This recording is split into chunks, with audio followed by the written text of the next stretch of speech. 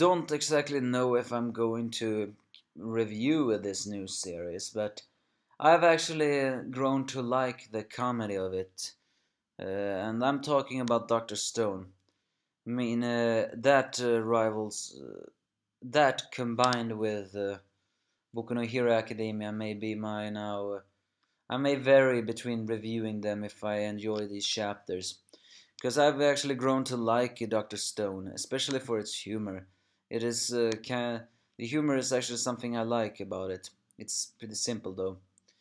And for you who do not know it, the people have been in Stone Age, and this is chapter 13. A lot of things have happened in these last couple of chapters. As I said before, I probably won't review this regularly, but if I like the chapter, I'll do it. And this is actually a revealing of Senku, the guy who we assume is dead. We still have no knowing in the future. I mean, time skip if he is dead. But Senku awaken, screaming that it's broken, saying the exact same words that Taiju did.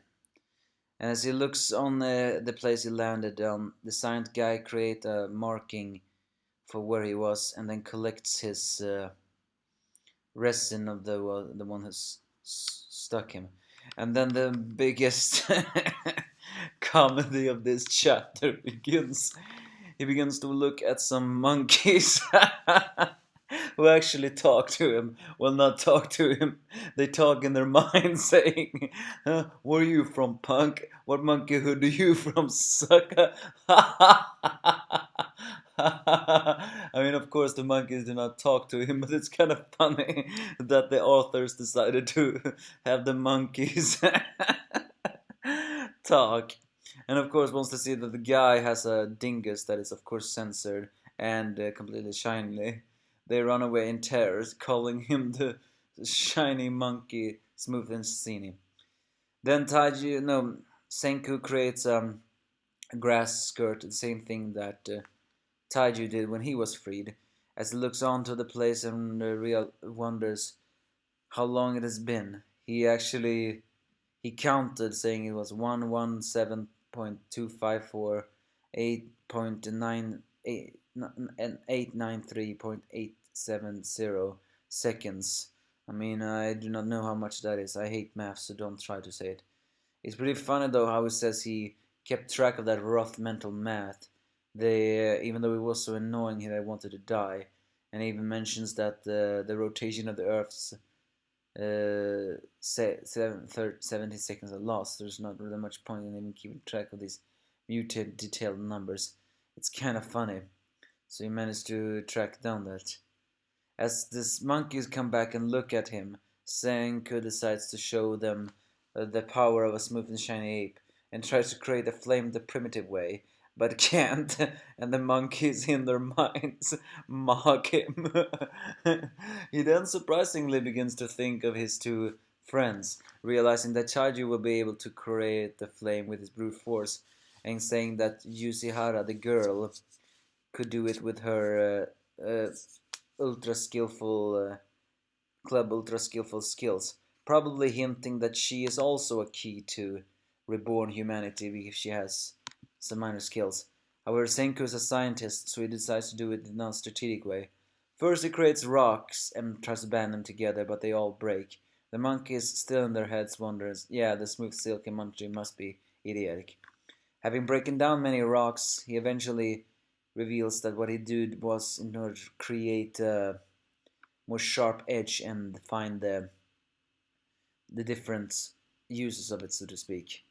And he begins to experiment and create the smooth and shiny monkey created the stone weapons and cut off the roots. However, in these roots, even though he cuts them, I mean not cuts them, even though he smurs them together, the monkeys still mock him. And he creates a small rope, which he twists together with a, not a pen branch. I forgot what it was called. Damn it! And places on a piece of wood. And using that, he actually creates a spin. So he cannot create a spin like that, but he creates a spin using combustion, a combustion method. or as he says, that there are species that there is one use that uses scientists, generating heat from an oxidation of gas related from cellulose. In other words, that it becomes combustion and he finally creates the flame. Well, that took shorter time for him than the cave people, but the monk is a surprise. He then resorted to hunting, but of course he's not so um physically one. So he resorts to create a trap, which he gets the deer, or is it a reindeer, and gets the first meat from it, and uses the